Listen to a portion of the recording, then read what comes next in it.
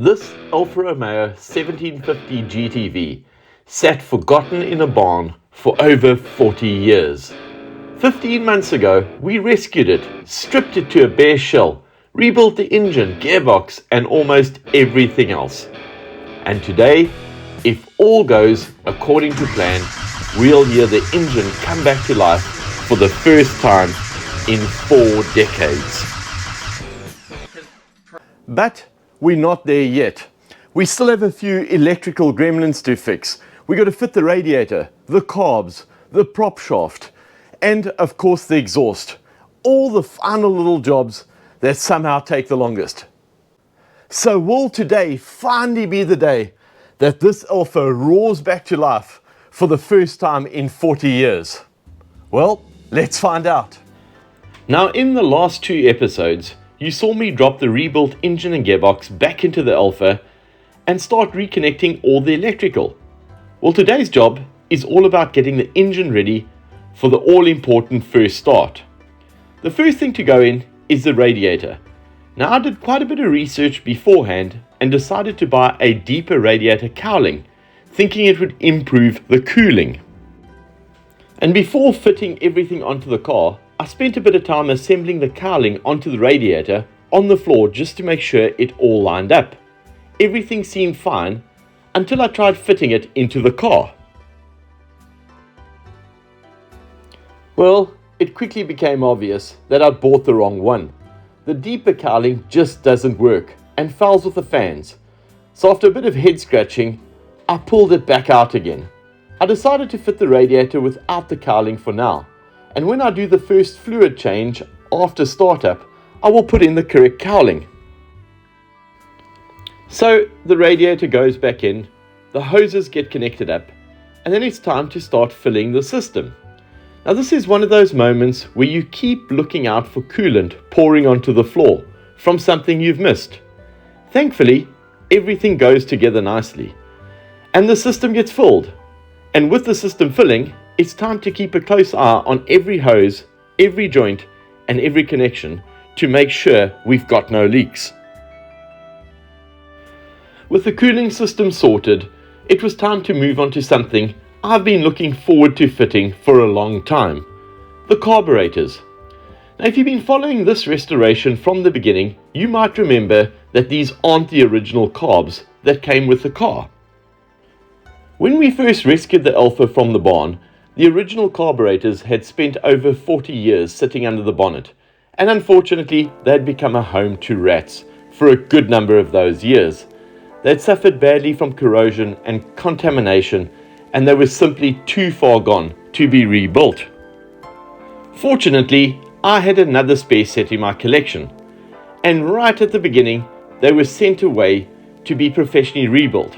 Now it's quite nice because these carburetors have almost been waiting on the shelf for the entire restoration. They've been finished for well over a year, just waiting for the day where they can be finally fitted back to the engine. Now these are Weber 40 DCOEs with the correct 32 designation for the 1750 GTV. So they're exactly what this engine should be running.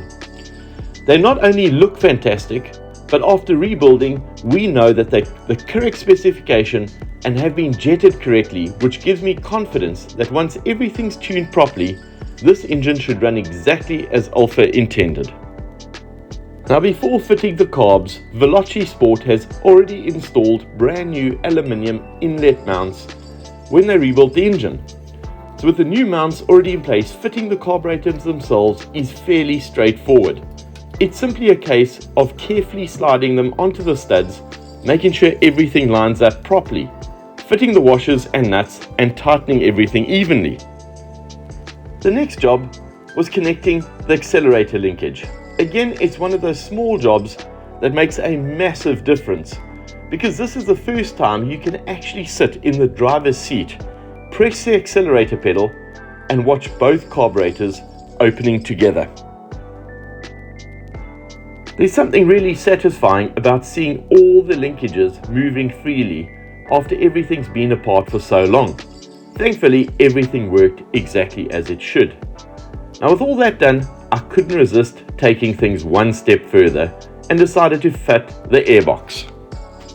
Now I know full well it's going to have to come off again, but I offered the airbox and bolted it on and into place because it instantly transforms the engine bay.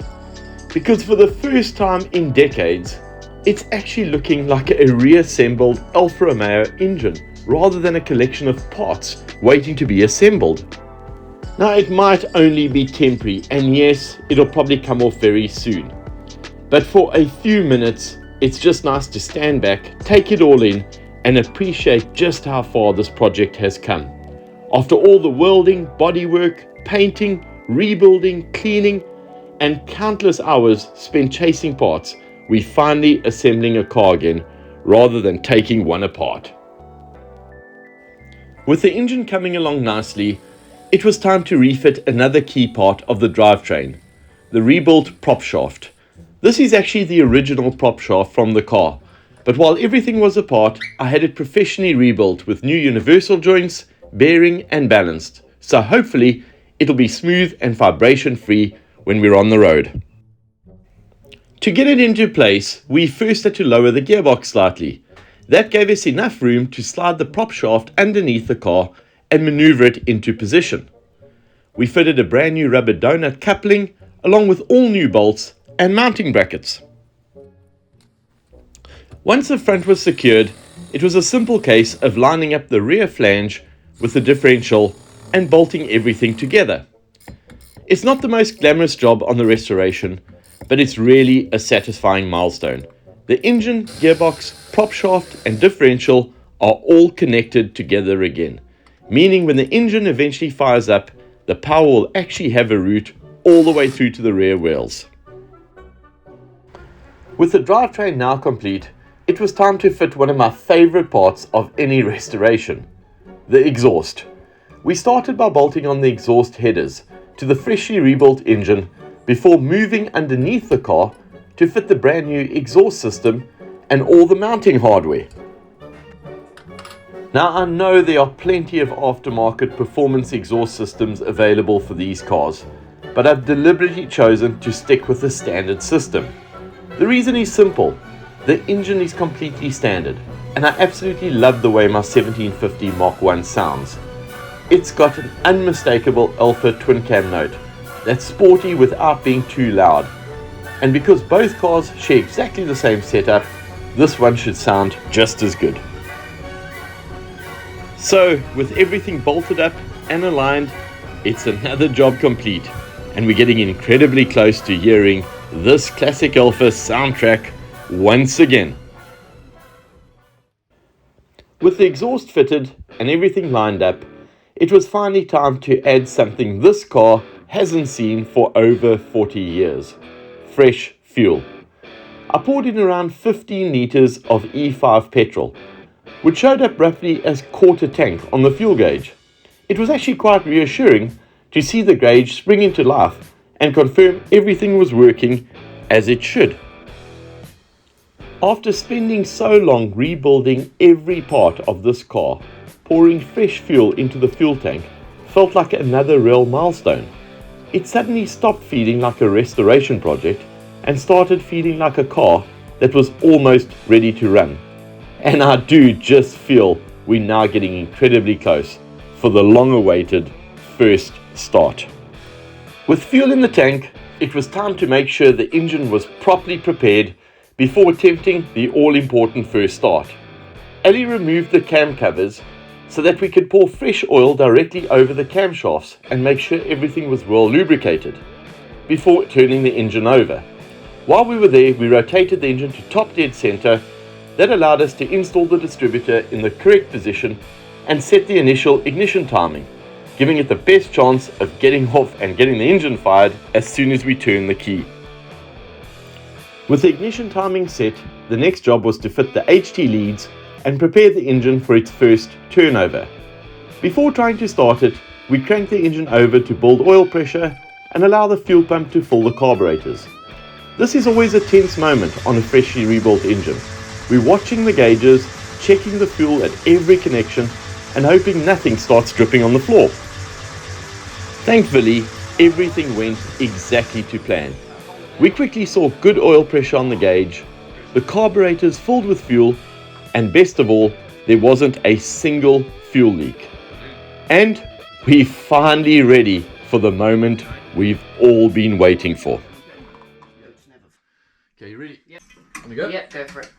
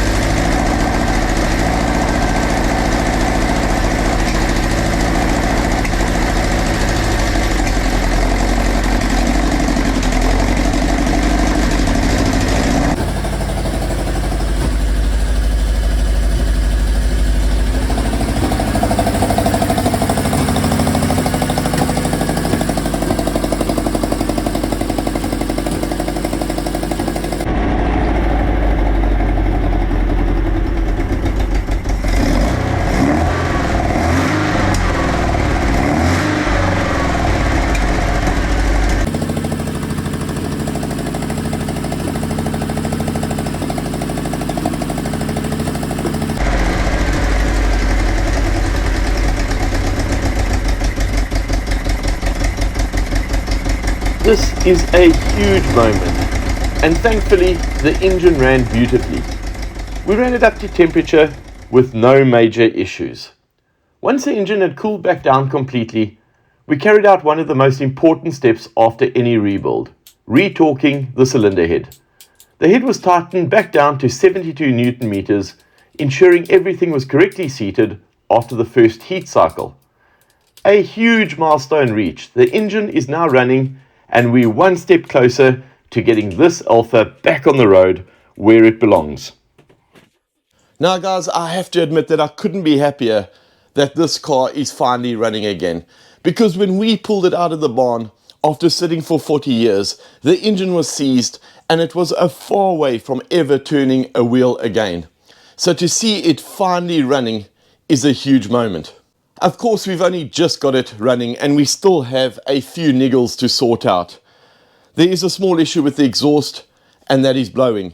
We have an intermittent water leak at the top of the engine, which we do need to sort out. Hopefully, after a few heat cycles, that will bed down.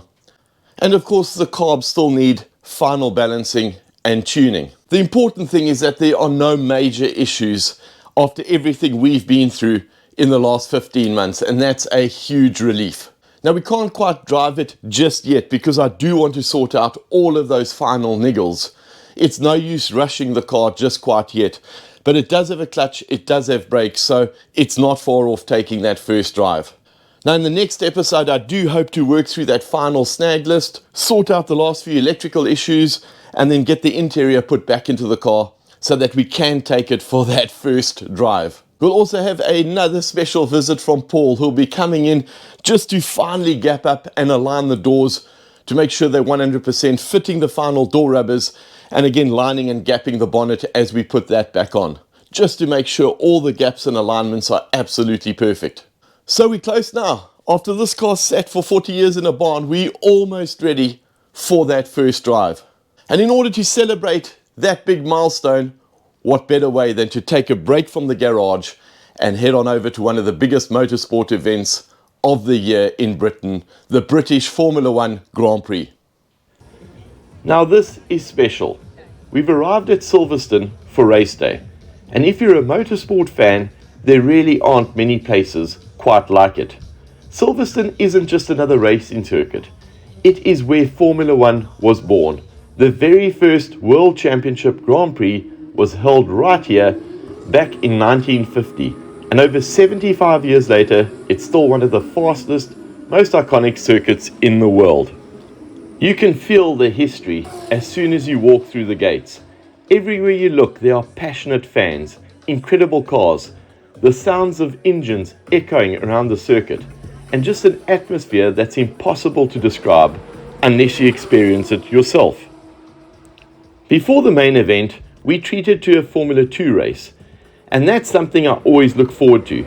These young drivers are fighting for their chance to reach Formula 1.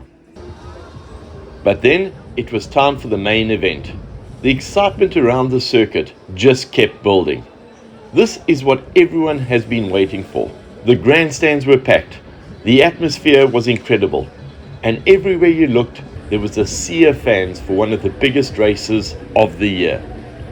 Mercedes rookie Kimi Antonelli had put in an incredible performance to secure pole position, while the Ferraris lined up right behind him in second and third. It promised to be an absolutely fascinating race. Would Antonelli hold his nerve? Could Ferrari finally convert their pace into victory? Everyone had their own prediction, but no one really knew what was about to unfold. As the cars prepared to complete the formation lap, you could feel the tension around the circuit. You could feel the anticipation from everybody around us. Thousands upon thousands of fans, all waiting for those red lights.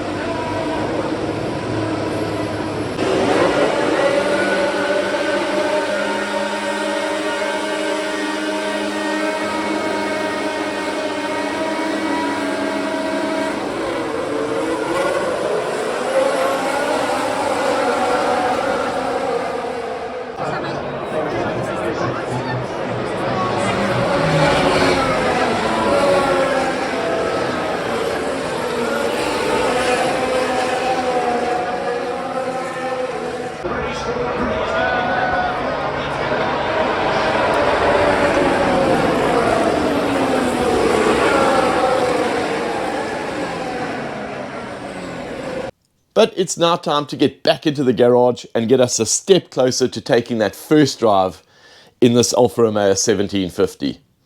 Guys, I want to thank each and every one of you who have supported throughout this build. Your comments, your likes, they have really kept me going through all of these videos over the last 15 months. And as we get a step closer, you know, this channel is all about the ownership experience of my classic car collection. So please do subscribe to the channel. Please comment on the videos because it all helps that crazy YouTube algorithm. Guys, thanks again for watching another episode. Please join me again on the next one. See you all again. Ciao.